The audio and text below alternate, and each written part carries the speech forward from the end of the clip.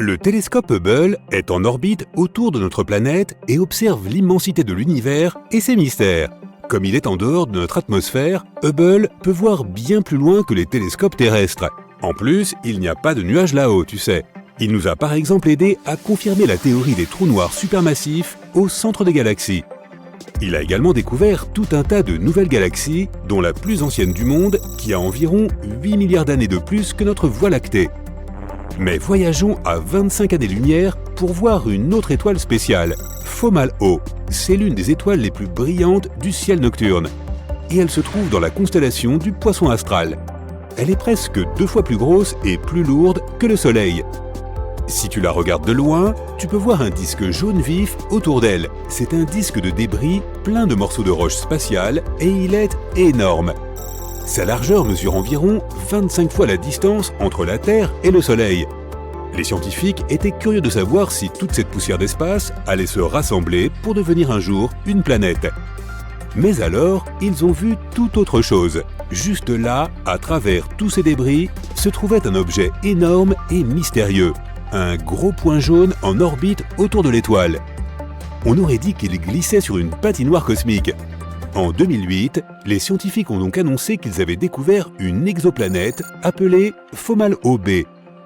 C'est la première planète en dehors de notre système solaire que nous pouvions réellement voir de nos propres yeux. Il est difficile de savoir à quel point elle est lourde, probablement comme 2 Mars réunis, et elle vit assez loin de son étoile hôte, environ 4 fois la distance entre le Soleil et Neptune. Une année sur la planète équivaudrait à 1700 années terrestres. Nous serions tous des bébés là-bas.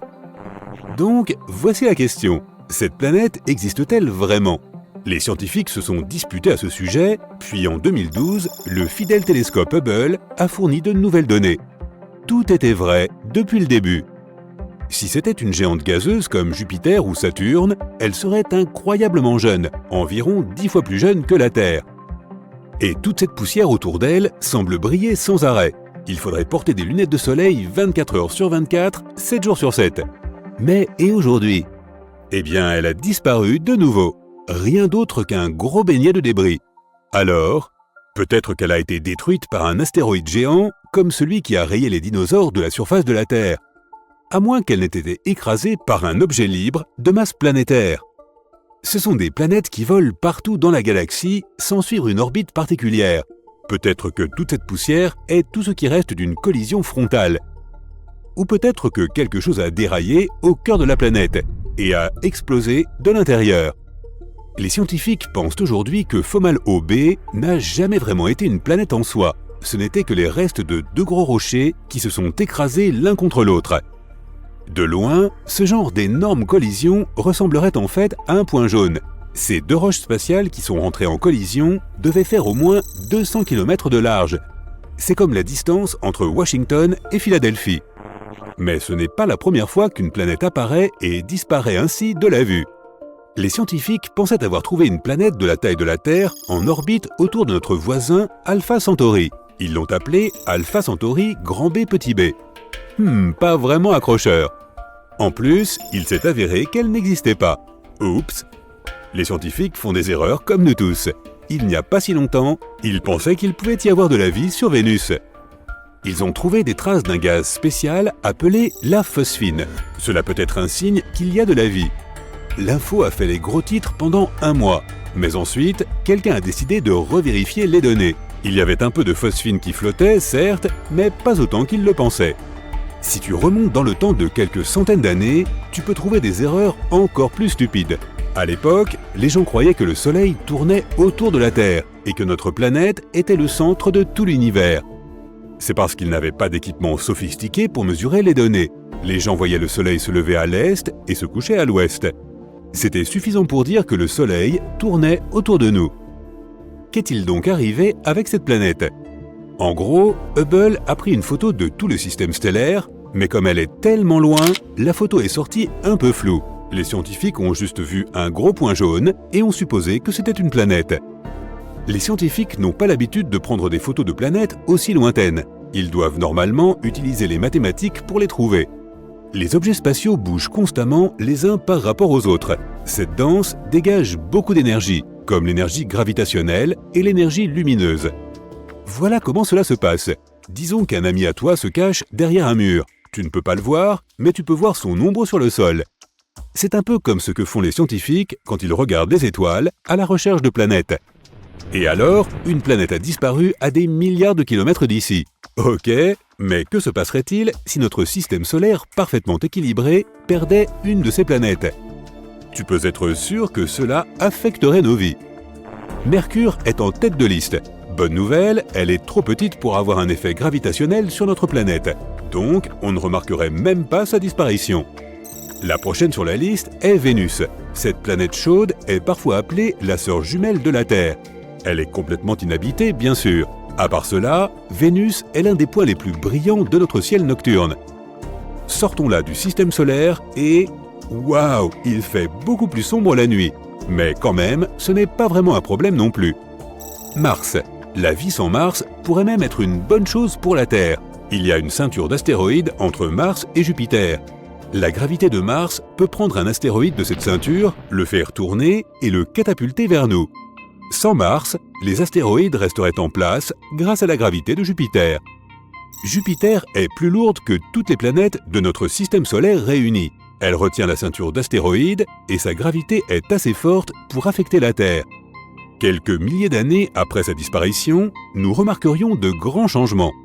Nous nous rapprocherions du Soleil, ce qui signifie plusieurs choses. 1. Nous aurions un climat beaucoup plus chaud toute l'année, et 2. Nos jours, nos semaines et nos années seraient plus courts. Saturne, Uranus et Neptune sont trop loin pour que nous puissions remarquer leur disparition. Il n'en reste plus qu'un, non, ce n'est pas Pluton. Et si la Lune disparaissait? En gros, ce serait le chaos.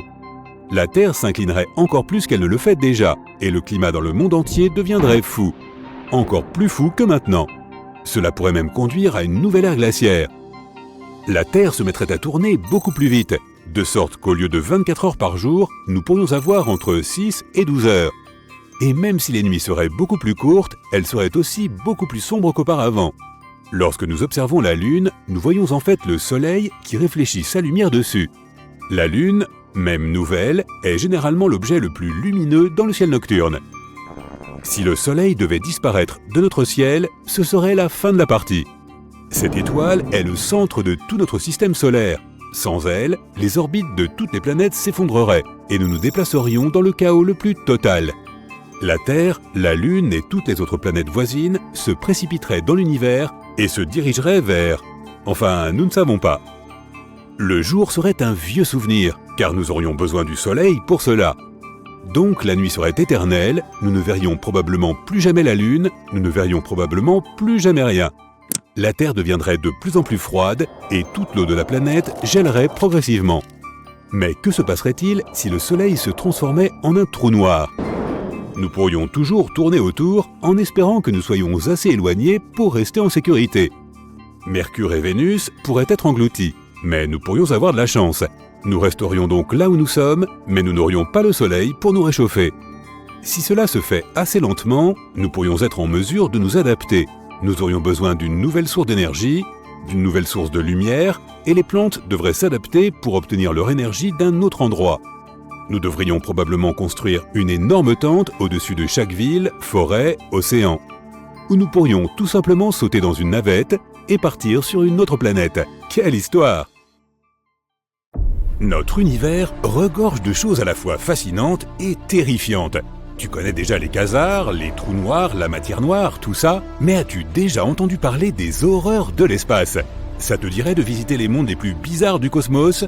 Ce n'est pas moi qui ai fait cette liste, mais la NASA elle-même.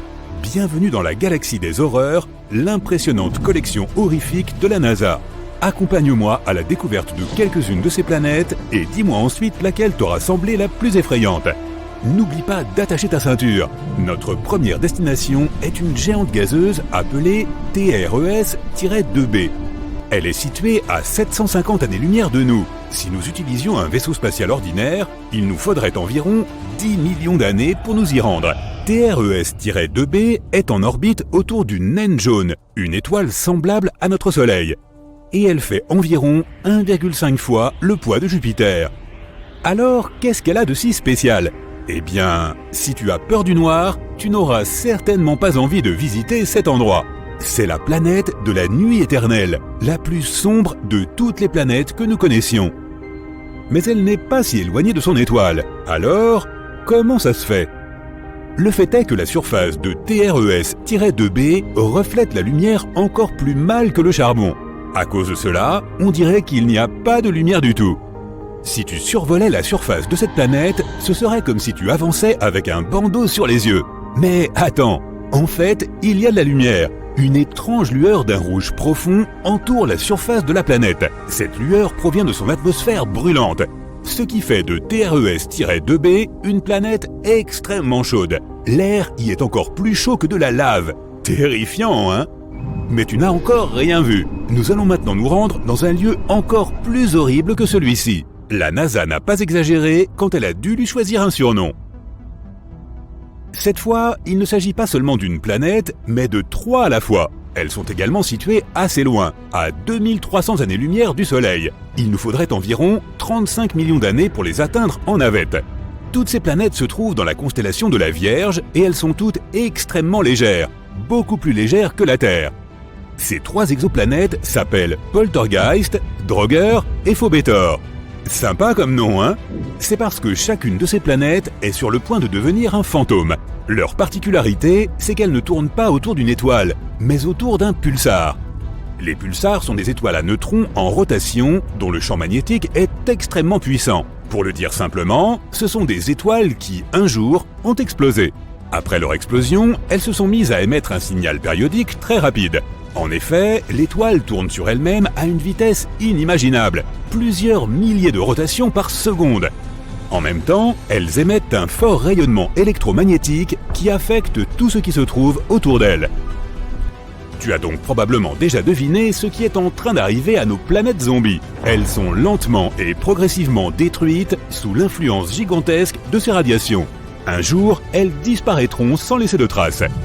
Des planètes fantômes en orbite autour d'une morte vivante ? Oui, l'appellation de monde des zombies est tout à fait appropriée. Il n'est pas non plus surprenant que les scientifiques aient surnommé ce pulsar la Liche. Son nom officiel est pour sa part très long. Au moins, on peut dire qu'elle se serre les coudes avant de disparaître pour toujours. Cette planète porte aussi un nom super long, alors un peu de patience. HD-189733b. Cette géante gazeuse se trouve à 65 années-lumière de nous. Il nous faudrait environ 1 million d'années pour y arriver à bord de notre vaisseau spatial. La masse de cette planète est légèrement plus importante que celle de Jupiter, et elle tourne autour de son étoile, une naine orange, toute seule. À première vue, elle te semblera tout ce qu'il y a de plus sympathique. Une jolie couleur bleue et des spirales à la surface. Ça ressemble un peu à un ciel d'été, ou encore à l'écume des vagues dans l'océan, tu ne trouves pas ? Mais les apparences sont vraiment trompeuses, mon ami. Cette planète doit sa jolie couleur bleu cobalt à son atmosphère brumeuse et brûlante. Elle contient des grains de silicate qui se condensent sous l'effet de la chaleur. En d'autres termes, les nuages de cette planète pleuvent du verre. Oui, il y pleut des morceaux de verre brûlants. Et si cela ne suffisait pas, les vents font rage à la surface et ils se déplacent à une vitesse de 8690 km par seconde. Juste pour comparer, le vent le plus rapide jamais enregistré sur Terre avait une vitesse de 408 km/h, soit environ 20 fois moins fort. Et à cause de cela, des centaines de milliers d'éclats de verre sont à tout moment projetés horizontalement sur toute la surface de la planète à une vitesse vertigineuse. Malheur à celui qui essaierait d'atterrir ici. Mais ce n'est pas là le seul exemple de pluies étranges dans notre univers. Par exemple, il pleut du fer fondu sur la planète Dimidium. Ou prenons ce qu'on appelle les planètes de carbone. Leur existence n'a pas encore été prouvée, mais si elles existent vraiment, elles seraient couvertes de milliers de nuages noirs et toxiques. Et il y pleuvrait des hydrocarbures ainsi que de l'asphalte liquide brûlant. Et toutes ces gouttes de pluie exploseraient en atteignant la surface. Rien de spécial, n'est-ce pas ? La planète suivante, par contre, est vraiment très étrange. Elle ne se contentait pas de tourner autour de son étoile, elle vivait à l'intérieur. Ce miracle cosmique s'appelle KOI 55b ou Kepler 70b. Cette planète se trouve très loin de nous, à 4000 années-lumière. Il faudrait environ 70 millions d'années à notre vaisseau spatial pour nous y emmener. Elle est 2 fois plus légère que la Terre et effectue une révolution complète autour de son étoile en seulement 2 heures. Il y a longtemps, c'était une planète ordinaire semblable à la Terre et de la taille de Jupiter. Elle tournait paisiblement autour de son étoile naine rouge, KOI 55. Mais tout a changé il y a environ 700 millions d'années. Tu as peut-être entendu dire que dans quelques milliards d'années, notre Soleil commencerait à grossir et deviendrait énorme, absorbant tout sur son passage. C'est le destin des naines rouges.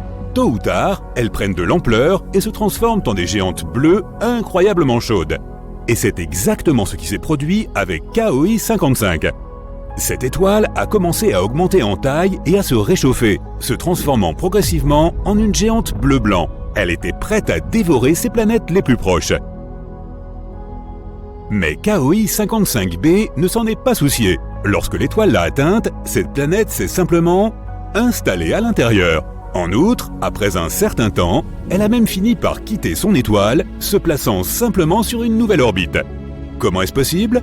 Le temps passé à l'intérieur de son étoile a transformé KOI 55b en un gros caillou chauffé à blanc. C'est l'une des planètes les plus chaudes que nous ayons découvertes jusqu'à présent. La température y atteint 6650 degrés Celsius. C'est plus chaud que notre Soleil, qui est, je te le rappelle, une véritable étoile. Et inexplicablement, son existence se poursuit comme si de rien n'était. Malheureusement, tôt ou tard, la planète finira par disparaître. Elle s'évapore lentement en raison de son atmosphère incandescente. Mais quand même, elle aura survécu à son voyage au travers de l'étoile. Ce qui est loin d'être une prouesse ordinaire, c'est le moins qu'on puisse dire. Quelle force de volonté! Cependant, toutes les planètes n'ont pas autant de chance. Certaines se voient graduellement détruites par leur étoile. Cette dernière planète est tristement solitaire. Elle est située à 870 années-lumière de nous. Notre voyage en vaisseau prendrait environ 25 millions d'années. La masse de cette planète est environ 1,5 fois plus importante que celle de Jupiter. C'est un endroit aussi triste que sombre. Cette géante gazeuse condamnée, qui ressemble beaucoup à Jupiter, tourne autour de son étoile toute seule. En même temps, elle est située si près de son astre que sa période orbitale ne dure qu'1 jour. Bien sûr, à cause de cette proximité, l'étoile absorbe progressivement WASP-12b. Sa chaleur intense détruit et dévore lentement l'atmosphère de la planète. Il ne lui reste qu'environ 10 millions d'années.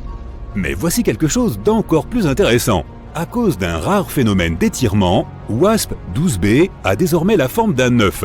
Elle ne ressemble même plus à une vraie planète. Et elle est aussi très chaude. La température de surface de cette géante gazeuse est de 2204 degrés Celsius.